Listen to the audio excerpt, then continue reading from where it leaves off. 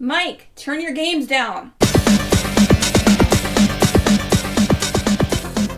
Hi, we're doing another movie episode of Games My Mom Found. I am Mike Albertin, and who's in a dream with me tonight?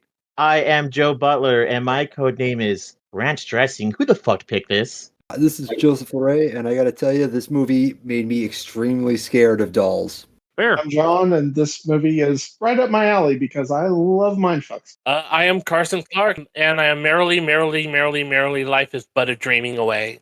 Oh, right. And we are here to talk about a movie that was a Patreon vote, and I was excited for at one time.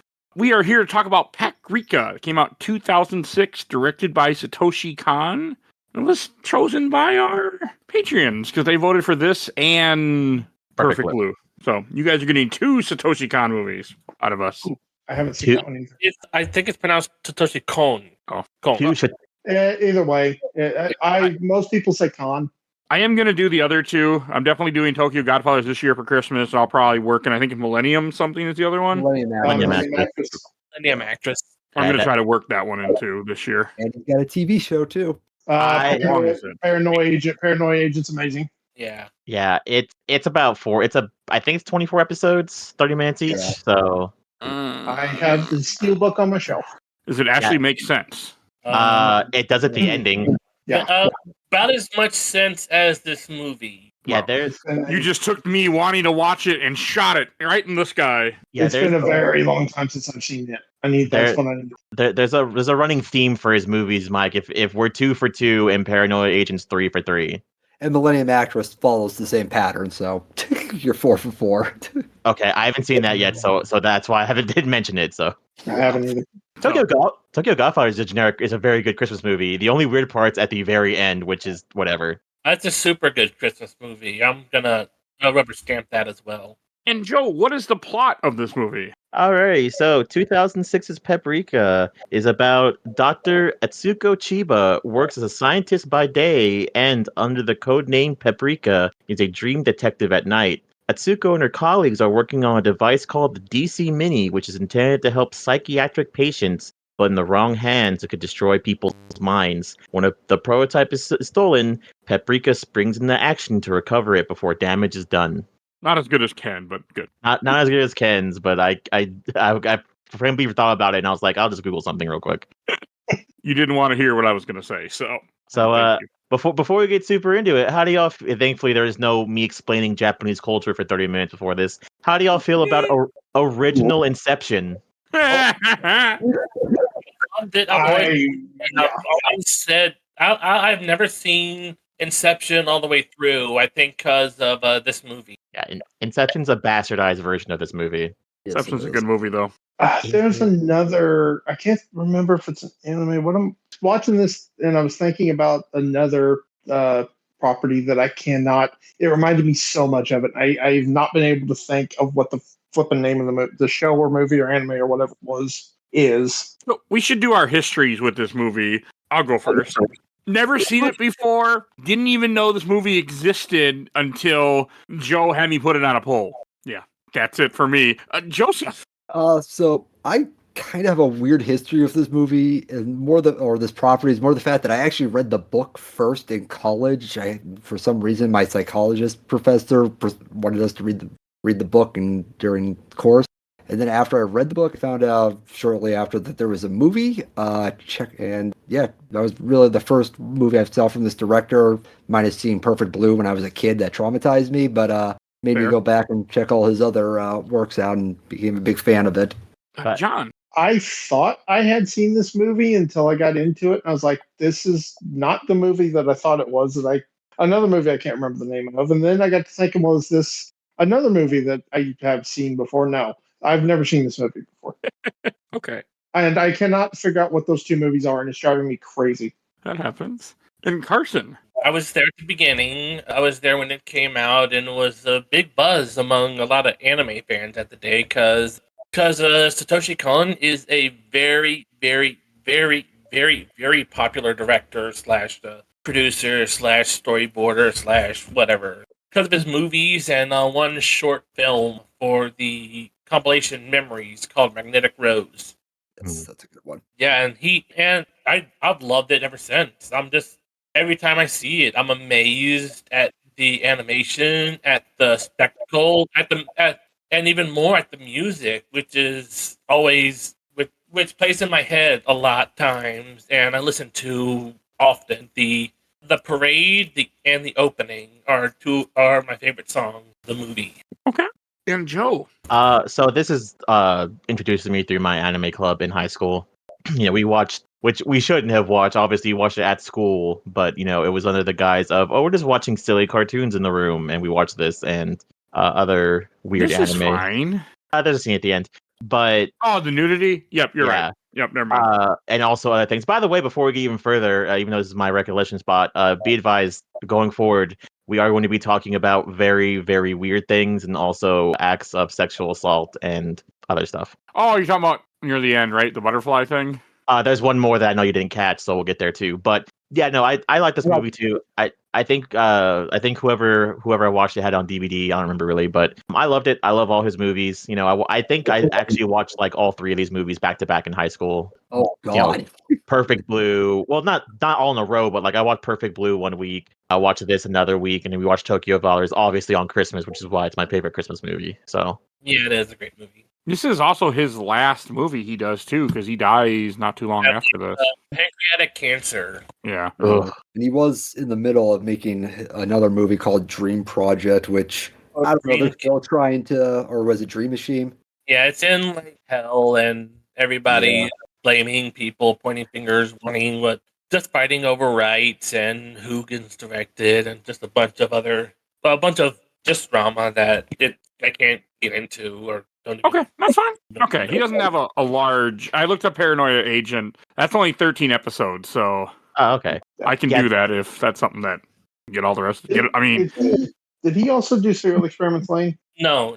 That was head writer Chiaki Konaka, and I forget someone. Abe is another. Yeah. Oh yeah, and some other people I don't remember off the top of my head, but I can see the similarities. I couldn't remember. I've never seen that all the way through. I've seen like random episodes here and there. I own it. I just have never sat down and started it and to finish. It was run several times on Adult Swim. Mm-hmm. Yeah. I was gonna say, Mike, if you watch Paranoia Agent, watch it with Tiff. It's basically a psychological horror thriller. Basically, there's just this kid running around killing people with a gold baseball bat, and they're trying to solve the mystery as to why it's going on. Does it make more sense in this movie? No, I'll probably have to explain it to you once we get to the ending. Maybe. Yeah, it's almost as trippy because the episode order and the story order is weird. Okay. I think every episode. Yeah. Every episode's like someone's story, right, or something like that. Their own personal story. Yeah, basically. Yeah. Okay, we might get to it depending. It's on my list now of something that I'll maybe do. But Paprika, this is a fucking weird. So I watch a lot of movies for this podcast, obviously. This is up there as one of the strangest shit I have watched for this podcast. That's impressive. Ken's made me watch some really weird movies. This is saying something. That's what dreams are. Weird. Yeah. What if I was to tell you, like, that was totally the attention of the director? Oh, I figured. No, I mean, this guy is good. Like, I know that this is a choice. Is it a choice I like? No, but I know it's a choice. So I'm aware of that. Compared to some of the stuff I've watched, this is fairly tame. I don't watch a ton of anime in general. I love the weird anime. That's what I get into, like Ergo Proxy and Hanabe Renmei. Like, yeah, I've heard of those. Ergo Proxy is fantastic. Oh, you want to get weird, Mike? I'll get weird. We'll make you fucking watch Speed Grapher. Oh God, no. Speed Grapher is almost too much for me. Yeah. It's an anime, Mike, where your kink becomes your superpower, and it's hyper violent. Yes. Speed Grapher. Oh, okay. Yeah, the opening song is Duran Duran's "Girls on Film." Yep. Because well, in Japan, when it came over to the United States, it was given a generic opening theme. But in Japan, it's Girls on Film because the main character is a photojournalist. Oh, okay. So, Paprika. So I didn't I watched this entire movie, and I didn't know what the fuck I was watching for most of this movie. It started to make sense near the end, Like, I realized way too late. I mean, I think that's part of the movie that the black-haired woman, I can't even remember her name, is also Paprika. What the fuck, Mike? Dude, What? it's sad in the beginning. I know. It took you till the end. Yeah. It wipes from her on the scooter to Chiba in the car. I know, but I thought maybe it was something like Driver, where this person is going into different bodies. Well, I mean, you could definitely interpret that way because by the end of this movie, I mean, I know we're getting a little ahead. Paprika does kind of become like a separate entity. Yeah, Yeah, it's like it's her inner personality. It's her shadow. It's her persona. It's her avatar. Is it her nobody? It's her stand. There you go. I don't like you. And Somewhere Kobe smiled and he doesn't know why.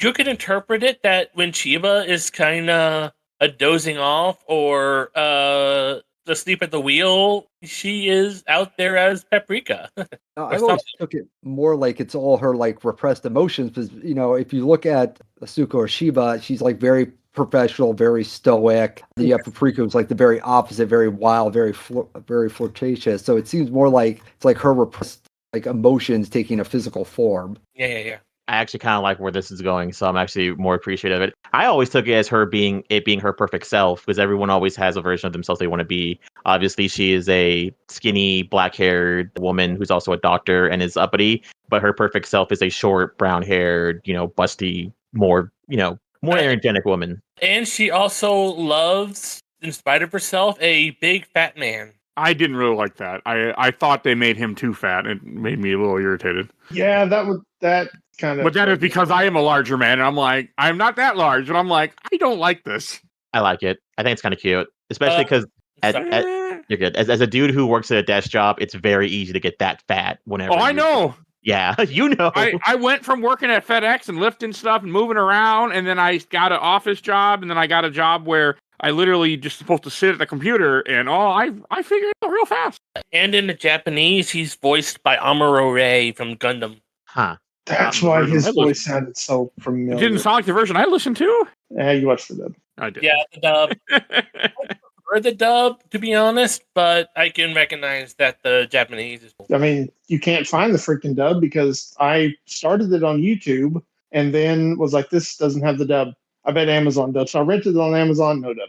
Yeah, I think it's gone buried somewhere for some reason. I believe the rights ran out for the dub. Like, you can still get it in like a Blu-ray, but I had it on Crunchyroll. I had a dub version of it. Oh, it's on Crunchyroll? I didn't even think to look at Crunchyroll. Mobile Suit Gundam? That what you mean? 70, Oh, 80, no. Paprika. Oh, Paprika? No, I had to watch Paprika subbed on Tubi. It's on YouTube. Okay, too. I rented it on Amazon. I was on Tubi, so I'm like, I'll just watch it on Tubi's not too bad. The ads aren't terrible. No. Tubi's fine sometimes. Yeah, it's also free on you. I will resend it to you. There's that website that I go to. They have it in English. I have it. Okay. But that website doesn't connect to my TV. Oh, that's why you need Google Cast, Mike. Google Cast, you can stream stuff to your TV from your computer. But no, the Paprika stuff really confused me because, like, early on in this movie, you see Paprika jumping around, and like you can tell that people can't see her. I was just so fucking confused, and like I knew this was gonna be a strange movie because I've seen his other movie. Like I knew this was gonna be something cuckoo. Yeah, it's very similar to like Perfect Blue, the ending of that. Yeah, but it's even more confusing than Perfect Blue. And Perfect Blue, I really like that movie. That is a very good film. This is difficult to understand what the hell has happened. And I have seen Inception once, I think, in theaters. I don't think I only saw it once, and I really liked Inception. So, like, I'm watching it as we're talking, and it makes a little bit more sense in the opening, but it does the same thing Inception does. Like, are they in a dream? Are they not in a dream? Who the fuck knows? And they do a lot of that, and I like that concept, but I don't at the same time. We can do this in acts. This movie's basically is split up into 3 acts, 30 minutes each, which we can go through. First act is basically the opening up until they find the little fat guy jumping from the building. But essentially, brain jacked. Small doctor getting brain jacked. Yeah, but that was weird too. We'll get there. The beginning of this is basically a detective. Paprika puts herself out there. They're trying to basically do under the table like dream analysis, and so the first one to go to her is obviously a detective who he thinks that his dreams he can't figure out a case that he's trying to solve, and his dreams are fucking with him, and he can't figure out why. His dreams honestly are interesting watching it a second time because I believe I caught it this because I watched this. The reason why, funny enough, Mike, is I asked you to do these is because we watched Paprika like a month ago, and my husband was like, "Has Mike seen any of these movies?" And I'm like, "No, I don't think he has." And he's like, "You should make him watch." Yeah, he's like, "You should make him watch all three of the movies." And I'm like, "I'll go ahead and see if he will." And that's where we are today. Unfortunately, he will.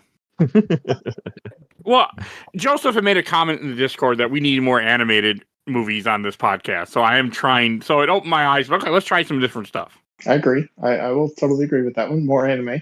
I'm trying. It's supposed to be coming anime, but I have some animated movies coming too. Thankfully, G Kids has been dubbing more and more movies lately. So I would have rather watched this dubbed, and it upset me that it wasn't dubbed. I mean, I can do sub, but this is the kind of movie where I wanted to hear it and not have to read everything. Oh, I guess I see your problem. You watched it. I didn't have a choice. Yeah. I would have rather watched it dubbed, but the sub didn't bother me. It only bothered me because I was bored, so therefore I wasn't paying as much attention, and there were times they were talking Japanese, and I was just playing Marvel Snap because I was just done. I mean, I don't like doing that for movies that I'm going to review. It's not something that I'm a fan of, but it happened in this movie, and that is not normal for me. For me to get like that. I mean, it's only been a couple movies in this podcast that have really bored me. So that's saying something about this film right there. It's an impressive feat. Well, if anything, like I said, Mike, I'll send you the link for the English dub. You can rewatch it and see if you still like it. I don't plan to rewatch it. You should try it. Not anytime soon. Okay. There was too much in this film that is just... Like, I know this is a good film. Like, I'm not saying that I thought it was bad. It's just... I didn't even know the plot would have been about a dream terrorist till my wife read it and told me it's about a dream terrorist. I mean, it was early in the movie, but it was just the way this movie was going. It wasn't making a whole lot of sense. So, I don't know. It was just like the fat guy was too fat for one thing, and that bothered me a lot. It was too much. It was just, I don't know. It's just one of those films that it's, I mean, I can get behind a mystery movie. I can get behind something that's strange. Like, I like Inception, but this movie is too out there for me. So the beginning of the movie is them looking into why one of their machines, the dream machines that she used with the detective in the beginning of the movie, has gone missing, and they go tell their weird business owner, Evil Professor Xavier, yes. Yeah, that it went missing, but he's a guy that's like, oh man, technology's so weird. You guys should believe in God, which doesn't make any sense towards the end of the movie, but we'll get there. Yeah, dreams are sacred. Dreams are blah, blah, blah, blah. Do not mess in God's domain. Nature. Yeah. Portal. That I didn't get either. Like, I was confused about the random Professor Xavier guy. Like, I don't know. None of these characters I got behind, and like the only ones that seemed important for most of this movie were the woman and the fat guy that I can't remember either of their names, unfortunately. Well, technically you're not wrong. Those are the most important, but I got a theory on the Professor X guy, but I'll say that till we get closer to the ending. Okay. And the cop is important as well. Yeah, I like the cop. Yeah, he's good. Mm-hmm. Yeah, I did enjoy him. There's something going on where there's basically an eternal dream going on, and I think anyone can be in a dream, so they're trying to figure out what the fuck's going on with it. I think the people that have been using the dream machine are more susceptible to it, and you definitely see that at the scene where they go to like the guy who they think stole at his apartment, and she starts having all those hallucinations while there. Yeah, and they mentioned that some of the DC minis, as they're called, have their safety protocols taken off and can project dreams or not. And yeah. I mean, do people ever think about that maybe when you make certain devices, you shouldn't have the ability to turn off safety protocols, like the holodeck, for example? Like, come on now, people. Well, like, technically, they were prototypes, so I think they weren't fully functioned yet, is what they say. Yeah, they're completely built by the Fat Man. I really want to remember his name. It is I have a character list here. Tokita. Yeah, Tokita. Yes. Yeah. That was something that I'm like, yeah, that's not a best idea here, guys. Like, yeah, he's a tinkerer, dreamer kid, to be honest, and wants to share his dreams with his friend who could be closeted gay or not, or maybe likes to cross dress, and I know he's voiced by Yuri Lowenthal in the dub. That's what the hell? Yeah, Okay, I'm Spider-Man. gonna watch that dub now. Darn it. Yuri Lowenthal for me will be. He is not Lelouch from Code Geass. He is Zaku. Johnny Young Bosch. Johnny Young Bosch is Lelouch. Yeah, Lelouch. Yeah. I need to finish that one day. Code Geass is great. Also, Yeah, but this really probably needed to be Deadpool. dubbed for me. It's just there was too much that was slipping by me, and I knew it was slipping by me. I should have watched the Mention. website. I didn't even think about it. It was dubbed on your website, Joe. I didn't think about it either, honestly. Full offense, I thought this was actually dubbed on YouTube. I actually remember watching this dub like a month ago. That's why I'm like, You might have. yeah, when we watched. I did too. Yeah, I watched. Yeah. it. I saw it on subtitle on YouTube. Huh. Maybe both versions are on. They're not now, but maybe. I mean, to be fair, things can go very quickly with rights, and somebody could have put, the rights expired. I mean, since this is actually on YouTube and not just somebody, I mean, this is free with ads. This isn't where someone just uploaded it and somehow got it by, like other movies, like Dragon Ball movies I've done on the show. Those are not legal. Wow, this dubcast is kind of nuts. It's just, this is just such a bizarre movie, like all the dreaming stuff. It does capture the feel of a dream where everything is chaotic and cuckoo. Like, it does do that very well, but I was just so fucking confused all the time. Like, ridiculously confused. Like, couldn't tell what was a dream and what was not, or Yes. yeah, that is a stumbling block. I know that's the theme of the movie. Like, I'm not unaware that that's what they were going for, but it was just a little too much for me at times. And it was just so confusing. At about the apartment building, when she almost like jumps off the apartment building, that was the moment where I was like, okay, it can be a dream at any moment. Gotcha. I'm in. Yeah. But when they're in a dream, they're still in reality in a sense. Yes. The other two people are in reality. She is not at that point. They were targeting her. I think as soon as she goes down that trap door and she's in the dream. I think as soon as she walks in the room and you see the doll in the door, I think that is when. Yeah, the guy purposely set a trap for her.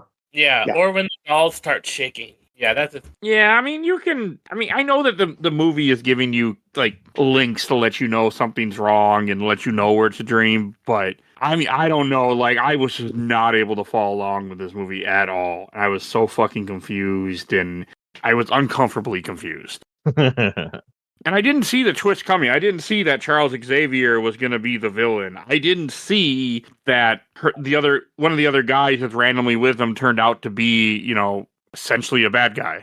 It's funny because it's implied that even though you don't see it coming, one of the things you can tell in the beginning of the movie, he wears a lab coat. He doesn't do anything though, even though he's technically their boss. Like every time you see them, like I think there's a part earlier where they're like, where they're showing like the carnival or the parade.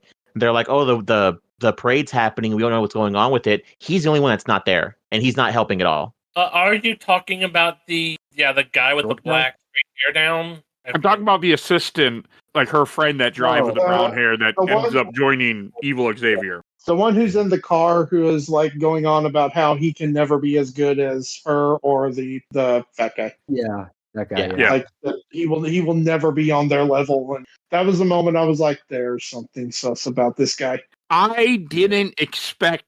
I had no inkling that he was going to turn till he turned. It's okay. We're bouncing around a little bit, which is fine because this movie bounces around. It is also, which is why I talked about it earlier. It is also very much heavily implied that his boss, which is the old bald guy, forced him to have sex with the other scientist. Yeah. What? I seen it. They had a thing going on. Yeah, where he basically slept with him to get the one of the DC mini machines for his boss. That's why whenever he has it on the table as a butterfly, he's like basically talking shit, and that's why, because and they also find him in a dress, which also implies that he was the woman in that situation, which is also, that's pretty sad. So he was like dream made up to be like, the other guy did not know it was him, but in the dream. No. Like he went to go like seduce him to get one of the machines off of him. Like, okay, basically, yeah. Okay. And then also, when they go to the guy's apartment, don't they find like gay porn magazines? Yeah. Mm-hmm. Oh, did not catch that either. Yeah, As that guy, it's that guy. It's the assistant who's walking by, and he looks at the magazines. Yeah, and he And he shudders too. kind of does a like a Double take. disgusted look and keeps on walking. I didn't pick up on that. No, like, I knew it's one of those movies that you need to, like, pay a lot of attention to what's going on. And I was trying to do that, but I was just confused as all hell. Yeah, we're sorry. We do on you sometimes. Oh, it's fine.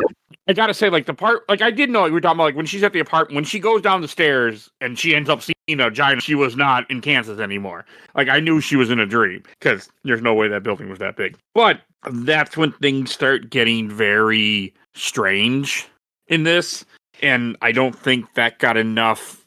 I mean, this is a movie that I should have watched a second time, and maybe if it was dubbed, I would have. Like, Perfect Blue, I watched 3 times. But I enjoyed Perfect Blue. Even the first time, even when I didn't really understand what the hell I watched, I still enjoyed it. This does not fall in that same category. But it's also interesting. Another part of this movie is like the dream world is also a virtual world when they go to the bar. Yeah. Because that was projecting their dreams, or what the hell was that? I think Paprika said it as it is. It's just anybody that had access to the DC Mini can go there at any time and just It's basically chat room in people's dreams. yeah. With the bartenders being caricatures of Satoshi Kon and the author of the book. It's even voiced by both of them in the movie in the Japanese. Yeah. Okay, that's cool. Once, because you said that before I actually got around to watching this movie, so I was thinking about that while I was watching this, so I can kind of see it. I mean, I don't know who they are, but I was like, okay, they kind of look like Satoshi, but one does, sort of, I thought, from what I've seen of them, but... Yeah, I think that's basically a prototype or alpha build or whatever, and since the cop got taste of the DC Mini life and can access it because of the card that Paprika gave. Yeah, and we also kind of see it both ways because we see him go in and him and Paprika have a drink or whatever. But then the very next scene after that is where you see people basically, they're strolling through like the building, like being completely weird, like they're in the parade. They got rewritten and part of the delusion. Well, you also have to remember that they can watch the dreams on computers. So was it an actual virtual space or was it them watching the dream? Probably. No, that's fair. So you're saying dreams are the digital world from Digimon? Yeah, probably. I mean, they were watching the old man's dream after he yeeted himself out the building. Digimon, digital monsters. Which I guess he got caught in the tree. Is that how? Because you see the lab coat like fly away, and you see the dog get concerned. Oh yeah, good point. Yeah, I mean, what I was trying to do in this movie, like I do in any type of fucked up movie like this, is to watch how other characters react to something to know if it's real or not. So, and I was doing that here too, because Perfect Blue, you have to do that, and it still didn't make fucking sense. But yeah, I think the first. Let's continue on going, unless we're gonna still bounce around. Because we're gonna be bouncing around the whole time. Yeah, because that one part of the figurative rug pull at near the end where Chiba and Doctor realize that Chibi is still asleep and in the dream. I forget. Oh yeah, where she's like she's running around as like a fairy, and I think she realizes who it is, but she goes to his mansion and he like gets up and walks out, and you're like, that's weird. And then his legs are trees, and it's like, oh yeah. I didn't think it was a dream until that. I'm like, how is he? I'm like, when he first started walking, he's faking it. He was faking it the whole time. Then I'm like, oh, yep, I didn't see that coming. Yeah. It's okay. They tease it that there's a second bad guy a little bit earlier, because when she's rolling around as a fairy, she finds like what is supposed to be like the empty husk of little fat kid scientist. And when she leaves, she sees a statue of the assistant, but he's doing the Adam pose. But you don't see who he's doing the Adam pose because someone else is supposed to be God. So that's how you're supposed to gather that much as well. I did not catch this. I missed that part. And there's also you see Paprika go down into the ocean, and you see a statue of Poseidon or Hermes. Who's that guy doing a statue of David thing? And I think you probably see like tendrils or something coming out that is controlling or implied. Yeah, hold on, I got it right here. What the fuck do I screenshot? Give me a second. There's a snip tool you can use. So if you hit like print screen, it should pop up. Dun, dun, dun. Oh, Oh, I cool. really can't liked her Son Goku flying on the cloud with power pole. Ah, That was yes. awesome. Love that. Oh, that I know. Is it a Dragon Ball reference, or is that more of a It's a Chinese tale? Probably both.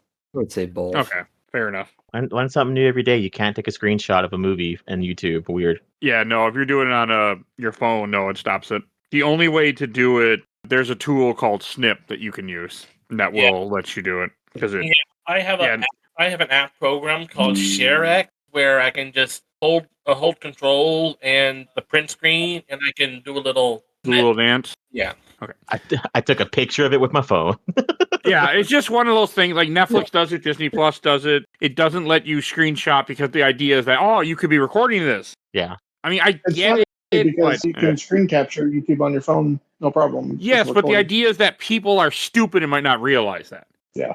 I mean, that's just one of the things you take away person's small ability to do something, they might not figure out another way to do it, and that's how they see it. And to be fair, I work with enough people that's a fair statement. To be fair. It took a bit for this movie for me to always understand what's going on and like what's real, what's not real. The stuff with the detective I do like. I mean, I think he's a good grounding, like he's a good like main character.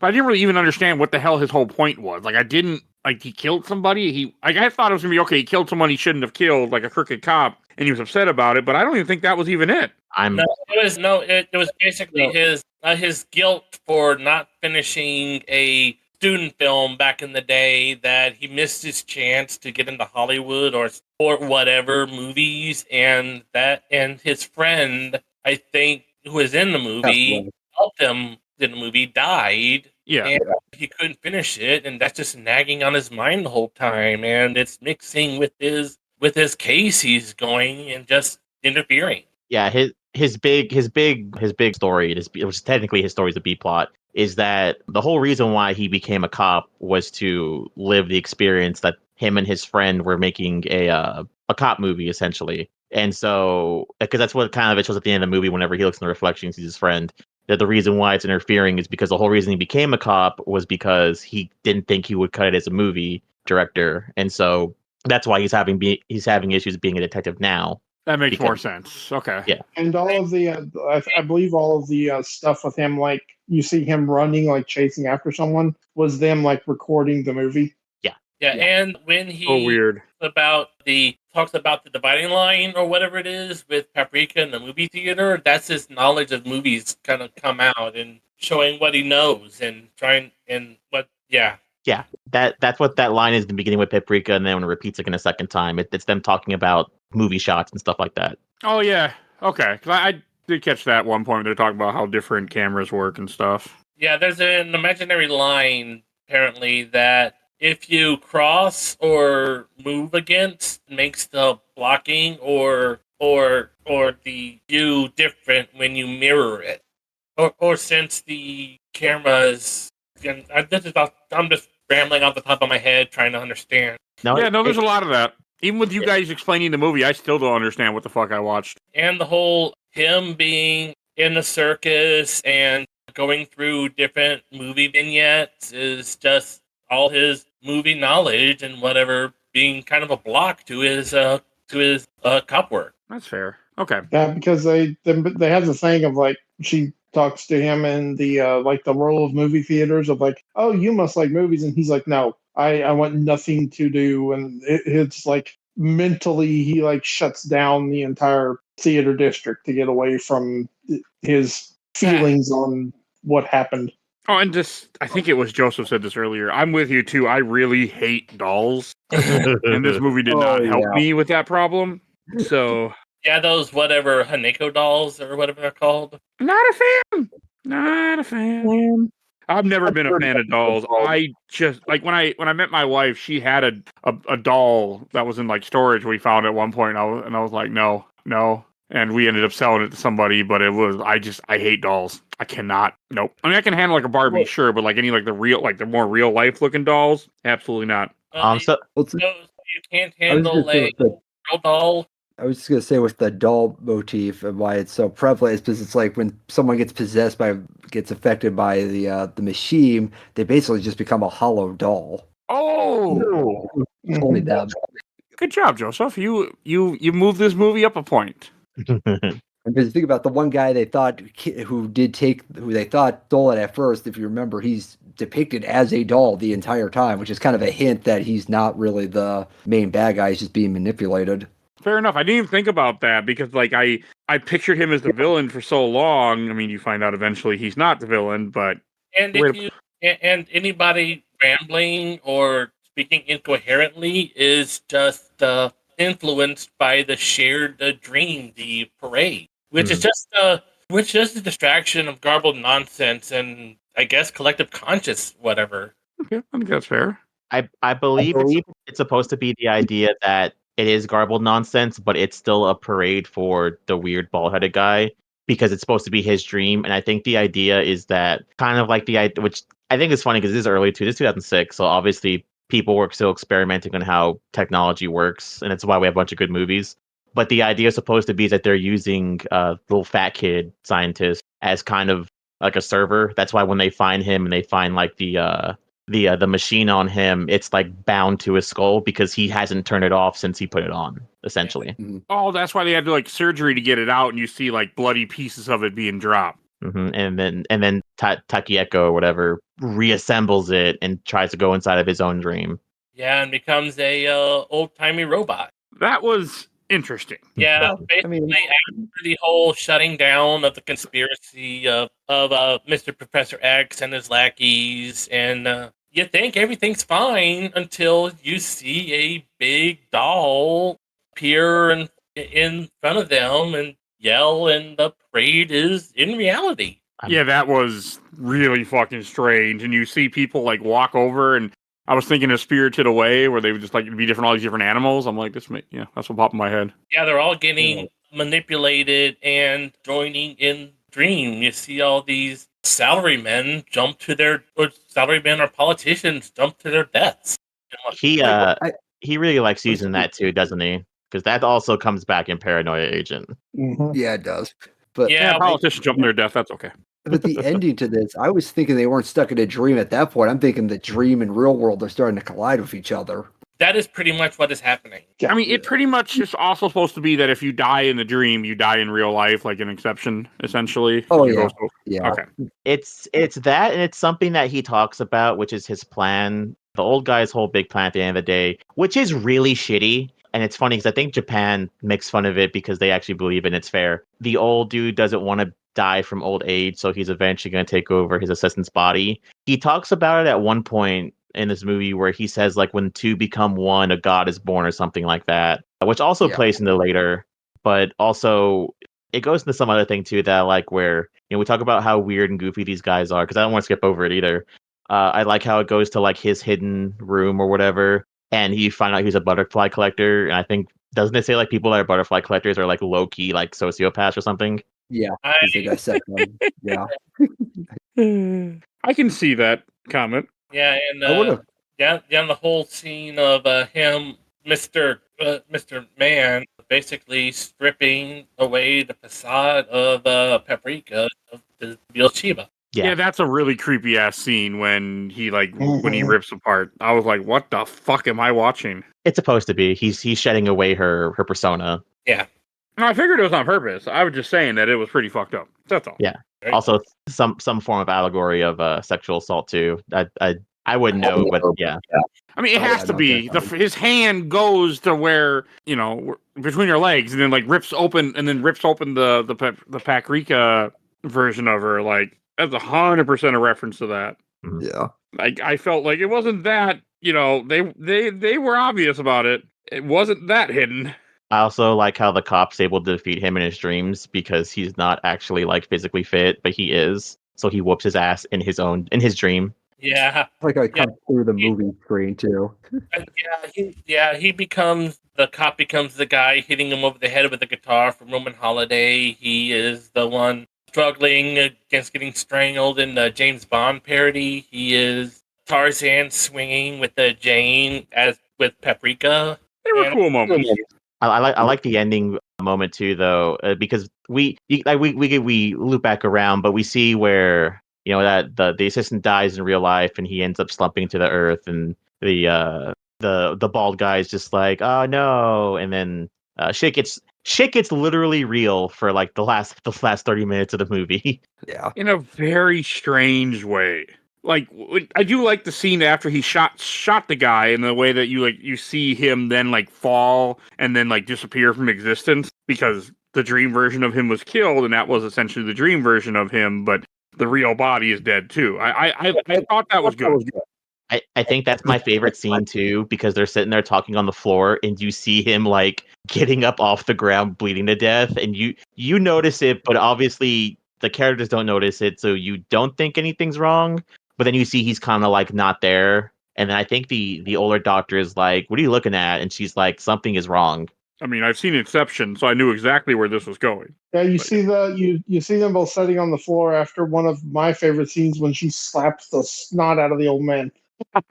I freaking love that. That scene's hilarious. But like you see the blood, the bloody handprint and the smear on the window for like 30 seconds before he comes around the corner. He deserved it. Oh yeah. Yeah, that's probably my least favorite part about this, is him being like really into her. But thankfully, at the end of the movie, it's kind of revealed that Paprika's not real. Or is she? I don't know.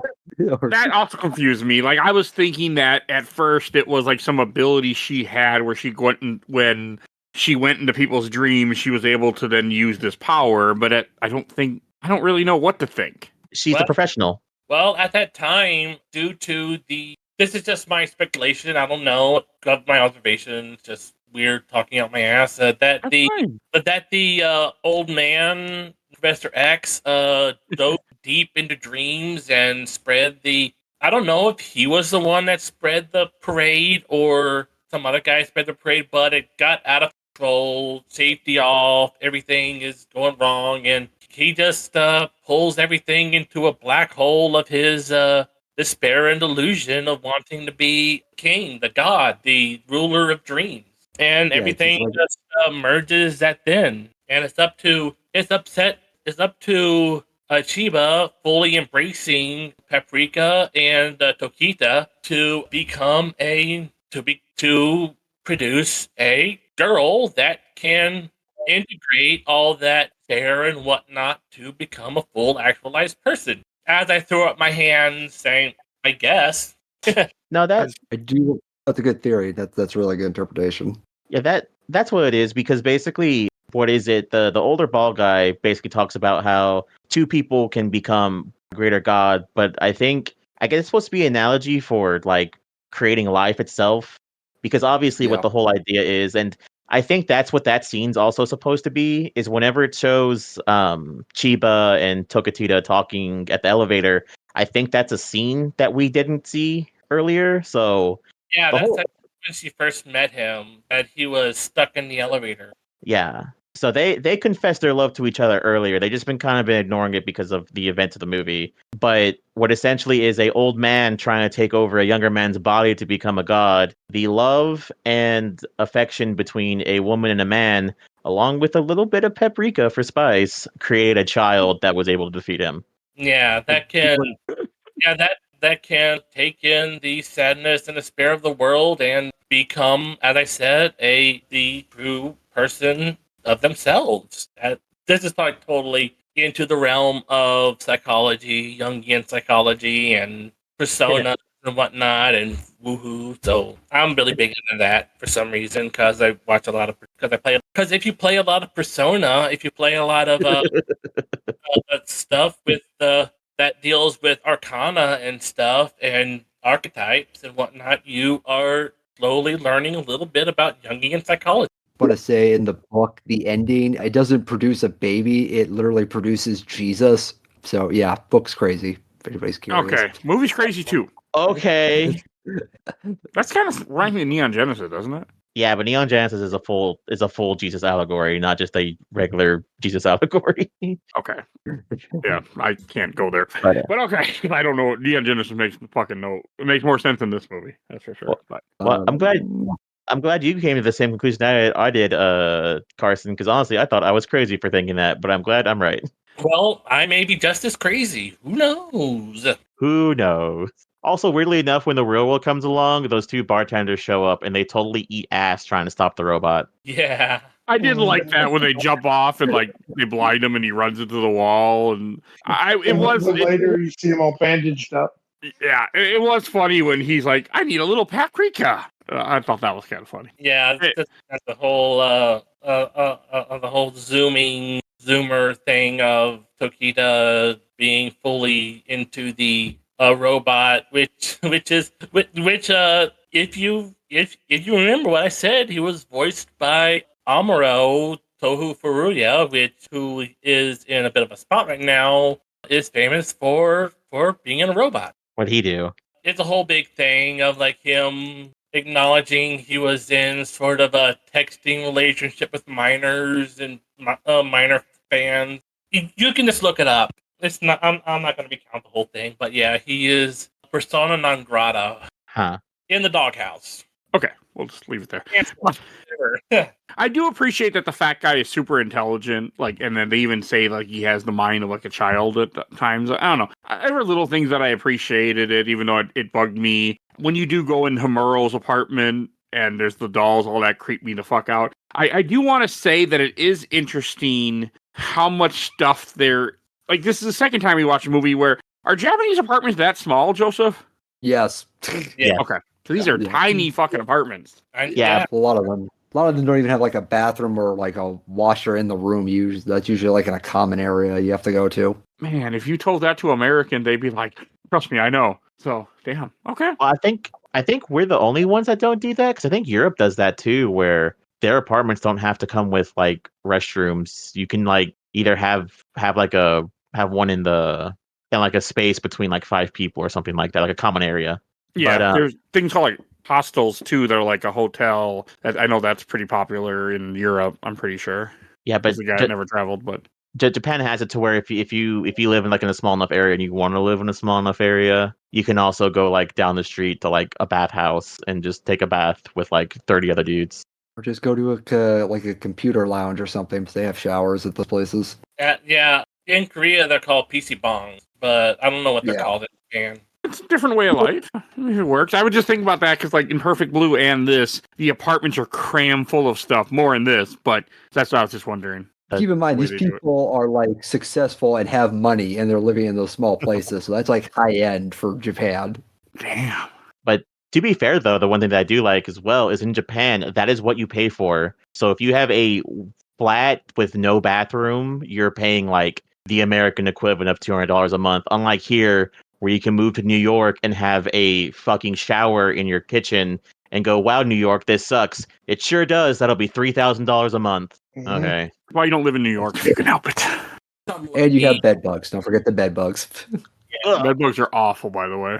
Yeah, I'm Oh, I lucky that I guess you can say my mom owns my apartment and she doesn't. I know, like, I want to go to New York, actually. I want to visit, not live there, but I'm trying to go there later this year. And one thing that always stuck with me a couple years ago in recording, Bill Tucker, friend of the show, Game Looks at 40, he was like, yeah, when you go to a hotel, don't put your stuff on the ground in the luggage. He's like, keep it in the suitcase. Don't on the ground. in that hotel room. He's like, don't do that. He's like, you might be bringing home somebody with you. So that's always stuck with me. I mean, it's New York. It's a giant city. It's full of cockroaches. So And I get it. I'm pretty And sure the hotel I stopped at in Toma, Wisconsin, when I was traveling over the weekend, I'm pretty sure when I saw a bug crawling on the wall was a cockroach, but I didn't stop to look. So, and then the movie ends where it reveals that they're getting married. Yeah. that's the end? Yeah. Yeah, it says that Dr. Chiba is taking Tokita's last name, which implies they're getting married. Who is Yeah. she marrying? The fat guy. That guy. Oh, okay. And then the Okay. detective goes to see a movie. Yeah. I did like when the guy goes see a movie and Tokyo Godfathers is there and stuff like that. Yeah. I did like that. Yeah, All that's, three of them are there. he goes to a new movie called Dreaming Children. Dreaming Kid. Was gonna be his Cone's next movie, I think. Oh, that makes sense. Sad. You know, like, I didn't even know who the guy was, and now thanks to Joe, I'm a little sad. I'm actually sad that he passed away because now I kind of know who he was. Oh yeah, people, anime fans were devastated. The whole lot. Yeah. He was the he was called at the time the anime version of a Hitchcock with Perfect Blue. Yeah. Okay. His style, his blending of the real and unreal and everything at all is just magical. He is a storyboarder by trade. He started out as a storyboarder, I think, and brought that into directing. And most of his films, this is just a fact off the top of my head. I don't even remember if it's true or not, but all of his films were more or less shot and animated reference to his storyboards. And the way he can animate a camera move just that can change the scenery into something wholly different and just take you back. Yeah, I'm gushing on him, so I'm really. I do want to see more of his work now. Should. Yeah. All right. Anything else to say about this movie? I do want to touch one thing real quick here. Just if you're interested in like looking more at this guy's work, he actually was a manga artist before he was an animator, and he did a series called Opus, which in a lot of ways is kind of a precursor to this movie because it's about an anime author who gets sucked into a manga writer who gets sucked into his own manga work, and it is extremely meta, and it has a lot of the same sort of like reality bending stuff that you see in this movie and pretty much all his works in there. It kind of served as the blueprint. Yeah, and as I said before, that is available. Yeah, it's available for purchase in English if anyone's interested. Just want to throw that out there. Called Opus. It's very interesting. Okay. I said before earlier in the show, the compilation film Memories, which is a collection of 3 shorts by Katsuhiro Otomo, who made Arika, What's going on here? Akira, and some other one I don't remember, but he helped produce and storyboard or something. The one of them called Magnetic Rose, which is almost just as trippy and thought-provoking as his later work. That is the best short on that series of movies. What's it called? Memories is the whole thing. The specific short is called Magnetic Rose. All right. Cool. It's a quick overview, just a quick thing setting. It's about a group of space junkers coming to a derelict space station, and it's a haunted house, and that's it. You had me at Satoshi Kon and also fucking space junkers. Yeah, like space salvagers coming to a distress call of a derelict space station in the Sargasso Nebula of space. Got a very alien vibe to it, at least like the art direction. Yeah, I like it. And also, he worked on another short or whole movie called Rojan Z, which is about a medical company's bed for taking care of senior citizens going out of control and wild while the patient, the old man, is still attached to it, and hilariousness ensues. Any other things you guys want to say? Should we go to shelf stacker box? I'm good. Yeah, I'm good. Okay. I'll just finish it with I still wonder. Even after we talked about this, the movie sort of makes sense, but so I will say that. I'm going to go first. We'll get the negative out of the way. This is going in the box. It didn't hold my attention. You guys made it make a little bit more sense, but this was a tough movie for me. So I was just not into it. But I'm glad we watched it. I'm glad that I finally watched it, even though I didn't know it existed. I'm glad it's part of the show. But yeah, it wasn't for me. So going in the box. What about you, Carson? It's definitely going on the shelf or the highest recommendation. It should be on your shelf in a shrine somewhere. Yeah, it's a classic. It's a visual feast for the eyes. It's just this movie, at least to me, and it's just a stone cold classic. All right, and John. I think I would put it on the shelf. I really liked how weird it was. Like, I love weird stuff, so this was right up my alley. I definitely want to watch it again. I want to watch the dub. So I will probably try to track a Blu-ray down for this at some point. There was a steelbook that came out earlier last year that I apparently missed, and it's like $80 on eBay right now. Ooh, that's a lot. Yeah, and I posted in what I can think of. I can post in the Discord a The original DVD came with a short featurette of interviews with Cohn and the writer of the book, just talking about the themes and whatever, and John about the whole movie. That was 2006. So I think if it had been released, that got real popular back in the day too. Where if they released a movie in theaters, because I think I remember this coming to theaters, they would show interviews with the creators and stuff like that. And I mentioned that because I went to go see like Gurren Lagann, both movies recently in theaters, Yep. and they had that. And I think whenever they re-released Advent Children for right before Final Fantasy VII Rebirth came out, they had a bunch of interviews too. So that's one thing I like that they do. Yeah, they did that for me when I went to see the re-release of the 1986 Transformers movie and Macross Plus, the movie. I believe this movie was in theater last year Probably for one of the anniversaries. Yeah. I think that's when the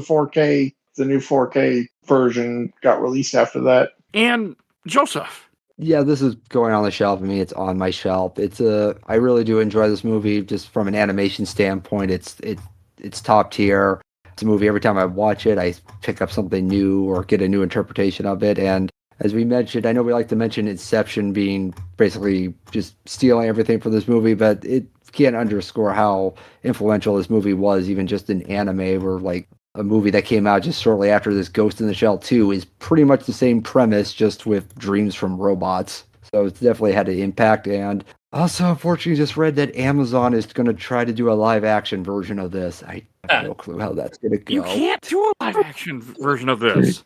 Originally, actually, ironically, the author of the book wanted a live action version, and no one would give him the budget to do it. So that's why he eventually settled on doing an anime, which is really, I think, the only way you can do this movie. Yeah, and I also mentioned that the author also wrote the book The Girl Who Leapt Through Time, which was not done by, which the anime movie was not done by Cohn, but another famous director, Mamoru Hosoda, who also did the Digimon movie and some.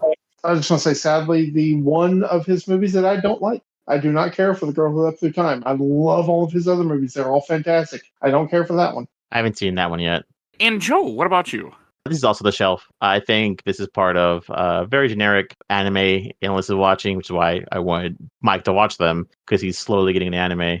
Am I upset he didn't like it? Not really. I'm never really upset about anyone having their own taste and stuff, just because everyone has their own taste. You probably aren't surprised, are you? No. I'm honestly surprised you didn't like it. I thought you would love the shit out of it, but that's why I put it on here. But I don't mind. I mean, I'm always happy to watch new things that I've never seen before, like, especially for the podcast. Like, I've watched, you've seen how many horror movies I watched for this podcast that I had wanted nothing to do with? I do a lot for my art. So, no, and this wasn't on that level. Yeah, but it's the same thing I tell you all the time, Mike. You always surprise me. There's times where I'm like, oh, Mike's going to hate this, and you tell me you'd love the shit out of it, or hell, I'm even more surprised you're able to beat, I've said before, I'm surprised you're able to beat fucking Haunting Ground, because I couldn't get past the second level of that fucking game. I mean, I did cheat, but yes. I did too, and I still couldn't beat it. But yeah, I think it's a great movie. I think it's very, you can interpret it however you want, and like I said, definitely go on the shelf of this movie. No, I'm glad that you guys love it. Maybe I'll give it a try someday again, but I don't know. It was if I had a dub version, I would give it a try. I'll say that. Yeah, well, since it's a Christmas movie, we'll give it until Christmas. You can rewatch it in English before you watch Tokyo Godfathers. I am looking forward to Tokyo Godfathers, and I am looking forward to Millennium Actress. Yeah, so, I am looking forward to that. I'm excited for Millennium Actress because I also haven't seen that either. Okay. It'll get planned this year, because I'm just gonna, at this point, I'm like, just do all four of his directed movies, and then It's like they're short movies too, like 90 minutes. That does help. I was happy this was only 90 minutes for the record. So I'm always a big fan of movies being like, I hate to admit it, I think it was during like the Marvel movies, I was like, I wish movies were longer, like almost 3 hours. But in the last like 5 years, I've been like, babe, what movie are we gonna go see? We're gonna go see this movie. Oh, 2 hours. Yeah. I guess I can sit through a 2-hour movie. Depends on the movie. That's fair. And be careful what you wish for. Yeah, we gotta go see Mick 17. I want to see that too. I want to see that. That was a good movie. I want to see apparently Novocaine's really good too. I want to go see that. I have heard good things about that as well. Yeah, I was I saw Black Bag this weekend when I was in Milwaukee because that movie was shorter and the time was better. You But saw what? Black Bag. No idea, but It's a I'm gonna spy support thriller that. film. Last movie I saw was Gundam G-Quex. And did it make any sense to you? I need to see that. Gundam. The series starts in like mid-April, I think. Yeah, I'll probably wait till see it like that. Yeah, I am super excited for what they seem to be doing. I love that. Like first, I think it's like 3 episodes of the show. I was really into what they were putting out. Yeah, I heard what premise I or how the world is set up. Yeah, I mean it is literally just what if how it starts is basically just what if Amuro didn't get into the Gundam and Char did. Yeah. okay. All right. That sort of makes And sense then- to me. And then it goes and like then stuff happens and then there's like a 5-year time skip and the actual show starts. Okay. That sort of makes sense. I just wish I real quick. I just wish we get out of this fucking fad of showing 3 episodes in movie theaters. They've Yes, done it. I With, hate it. they've been doing it with Demon Slayer. They've been doing it. They're doing it with fucking this and also something else soon. I'm getting sick of it. This one I didn't mind because I had no like this was one of those weird enough like I don't think you can know what you're in for until you actually see it. So I was actually kind of okay with this one, but honestly I didn't really know what this was going into the theater. I just knew it was like Gundam and Char was in it somehow. And I was like, "Oh, this is I mean it is literally just the first like 15 minutes is just the first episode 0079 with one change." Oh, yeah, and lest we forget, it is being directed and written by the Evangelion team. And the Pokemon. I think the character designer worked on FLCL. Yep, they did. And there's All right. another. I can't, So, hopefully you'll hear Millennium Actors later this year before you hear Tokyo Godfathers, because I want to get that done before I'm saving one for Christmas. So at some point you will hear that. You probably will hear us talk about Paranoia Agent 2, because I'm curious about that. So, And just do all his work. I didn't know Millennium Match was a choice. I also apologize for that advance if no one got that. I actually didn't know about that movie. But Mike also owes me Summer Wars at 1.2 as well because I want to see his reaction to that. Dude, Summer Wars is fantastic. yes. All right, we should go to plugs. And John, where can people find you at? You can find me on the Commander Lionheart channel every once in a while if he ever decides to stream again. All right. And Carson. Well, I'm just bouncing. I'm just minding my own business, bouncing around different social medias. I'm not on Twitter anymore, so I'm on the Bisky and I'm on Facebook and whatnot. I'm on just holding pattern until I really decide what to do. Okay. I wasn't sure if you were still streaming, so I want to make sure I asked. No, I might do that. Okay. All right. And if you enjoyed this episode, if you want to hear our other Satoshi Con episode, the one other so far that's recorded will be in the show notes, so definitely go check out Perfect Blue. If you want to hear all the other stuff that we do, we have over 750 episodes of this podcast. We do movies, comics, TV shows, video games. Definitely go check out our large content that we have for you to look at. So you can find everything we do on Podbean. You can just search and you'll never know what you're going to find. There's lots of content there. If you want to be a part of the show, if you want to suggest things for the show, join our Discord. You will see a link in the show notes to that. I always have to have new people join us and just lurk if you want to lurk. I'm happy with that too. So definitely go do that. Want to give a shout out to my awesome intro and outro courtesy of Elena. Hell has free. Follow her on TikTok and Instagram. Definitely go check her out. And please follow Bill Tucker at Gamer Looks at 40. He's still talking Final Fantasy, but check out his show. Oh yeah, I've been on a couple of his episodes. Yeah. He's almost done with 7. Yeah, it took him, 9? I forget how many weeks 7 is for him. I think 9 just came out, so yeah, 10. I think he said 10's the last one. My God, that's too much 7. I know he agrees with me. So, all right. And please follow us on Facebook, Instagram, Threads, Blue Sky, YouTube, audio only, TikTok. I post something once in a great while. And please rate and review wherever you get your podcasting. That's everything I need to say. So we will see you guys all next time. Bye, everybody. Bye. Goodbye. Yeah. Renata.